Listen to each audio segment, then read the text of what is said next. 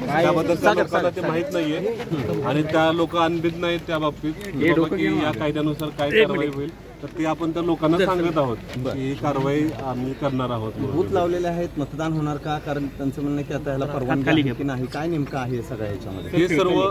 हे सर्व आहे ते इलिगल आहे, याला कोणताही आधार नाहीये आणि आम्ही फक्त कायद्याने अभिप्रेत आहे ते कायद्याची अंमलबजावणी आमचं करणं कर्तव्य आम्ही करतोय. काय किती कारवाई काय होऊ शकते? फोर्स मागवला गेलेला आहे, आम्ही लावलेला आहे आणि कारवाई काय होऊ शकते? सुरू झाला तर काय ऍक्शन असणार आहे पुढची?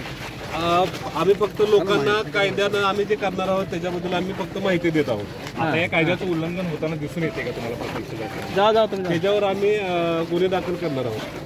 आता हे जे काही मंडप वगैरे मांडलाय तो उकडून काढला जाईल का? नाही तसं काही होणार नाही.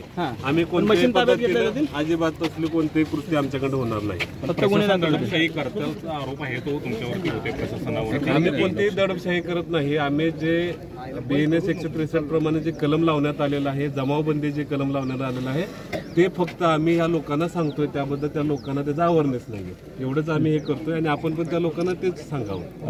येताना गाड्या इथे तपासल्या जातात, नाव लिहून घेऊनच त्यांना पुढे सोडलं जाते. त्याच्यावर कारण 163 सुरू आहे ना, त्यामुळे आपण पाहताय की 163 कलम सुरू असताना सुद्धा अजून पण लोक इथं आलेले काय ॲक्शन काय घेतली जाणार? या सर्वांची माहिती संकलित करून त्यांच्यावर गुन्हा दाखल करण्यात येणार आहे.